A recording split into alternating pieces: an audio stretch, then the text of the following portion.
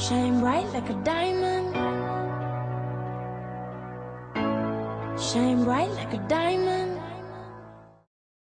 Hi, I'm Beck, or Booby Sparkle from Diamond Class Portland in the studio, and I'm here with the beautiful, lovely Lou Landis. And the Diamonds of Burlesque, as we just finished our sci-fi spectacular show, and it's time to interview Lou with a few questions that I know the audience would be dying to know about her, and some that I have asked of people. And the Diamonds are going to shoot some questions at us too. So, Lou! Gosh, I'm a bit nervous. First time in Tassie, how are you First finding time it? in Tassie. So far. I'm a Tassie virgin. How long has Lou been doing pole? Okay, well, I've been doing pole for about 6 or 7 years now, so maybe I should do better than I am after that one. And how did you get into pole? What did you do before? I literally, I've been dancing my whole life, obviously not pole dancing because that would just be weird. 4 years old. I did jazz and ballet, performing arts and musical theatre from about the age of 4 up until the age of 22. So that's showing my age. I'm a little bit older than that now. And then, yeah, I studied full-time dance and performing arts, and literally just one day was like, oh, I've heard of this pole dancing thing. That sounds like fun. And just went with a couple of friends from school, did it and got addicted, and they kind of tapered off a little bit, and I kept on going. And you were hooked. And then 6 or 7 years later, I'm sitting here in Tasmania next to you. How long have you been working on your flexibility? How did you get so bendy? Okay, so it is something that sometimes can come more natural to people and not so natural to people. I have elements of my body that are flexible and some that aren't, so I've had to really work on the ones that aren't. Yep. So everyone's like, oh my God, Lou, you're so bendy. And to myself, I'm like, I need to get more bendy. Oh, you find that you have a big struggle between getting strong but staying Yeah, flexy? there's that balance that you're kind of like, all right, I want to be super strong, but I want to be super flexy. Yeah. And when I first started pole dancing, I was not strong at all. Like, twiggy little arms, much bigger boobs. Join the club. And then, yeah, I decided one day, I'm like, I want to be strong. Yeah. So I've only compromised my flexibility a little bit. What is the hardest move you found to master? Hardest move? Oh, that's really a tricky question, because you find the hardest move, you conquer it, and then you put yourself on a thing like, oh, I want to get that one, I want to get that one. So for me personally at the moment, I'm really trying to focus on my Rainbow Marchenko. Yeah, I have a massive list of goals, because obviously I don't want to be just aiming to do other people's tricks. Yeah. Pole goal diary. Pole goals. Have you invented? Pole diary. 2014 will be out soon. Have you invented a move? I will never claim that I have, because there's... Someone will hunt you down. Everyone will be like, did it, done it 6 months ago, a year ago, and you'd be like, oh. I do name moves that I don't know, and I was having a conversation with someone about this today, and I was like, well, I call this the Gravitron because it makes you feel sick, or I call this the whatever, or the Hello Boys, or, you know, I make up stupid names, and I go, this looks like a martini, so I'm going to call it a martini spear. What is your style, Lou? Yeah, I don't know, you tell me. Sexy fit flexy. Sexy fit flexy, I like that. Do you find it challenging coming up with a song or a theme for a comp?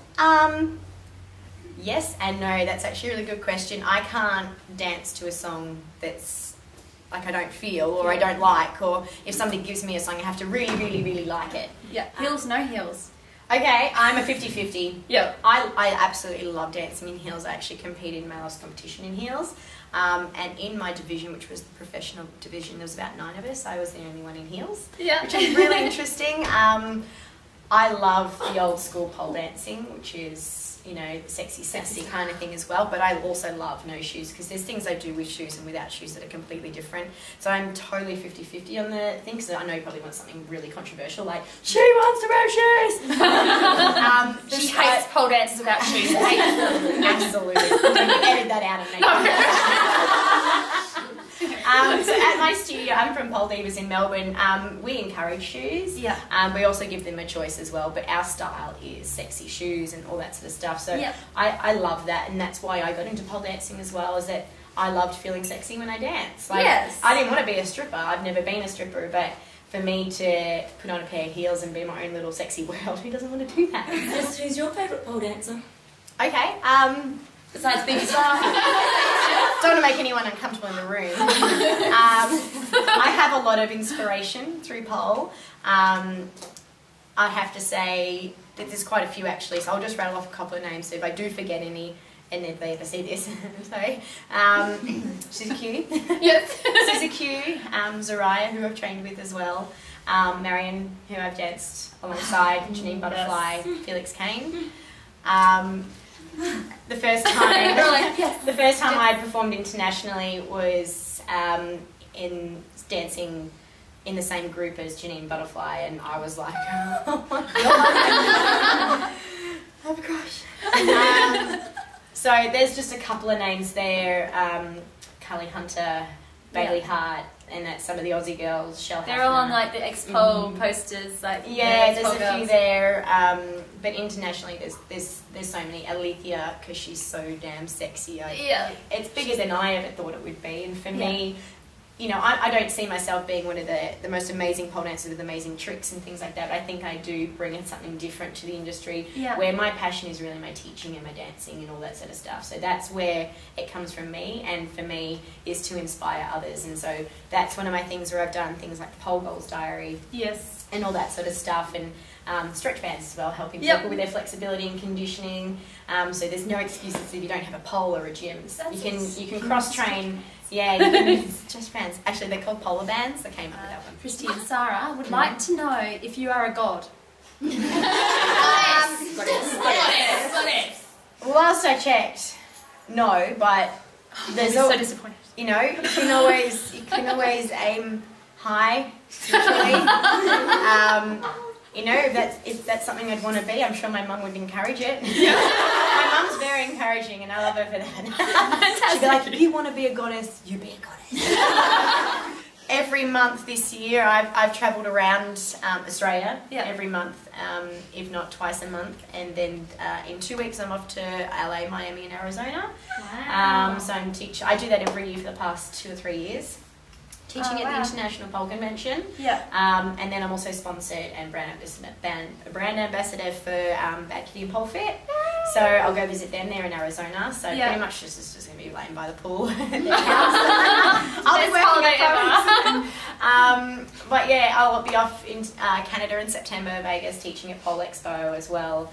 Vegas holiday. It's awesome. Work. No, it really is. It's actually really hard work.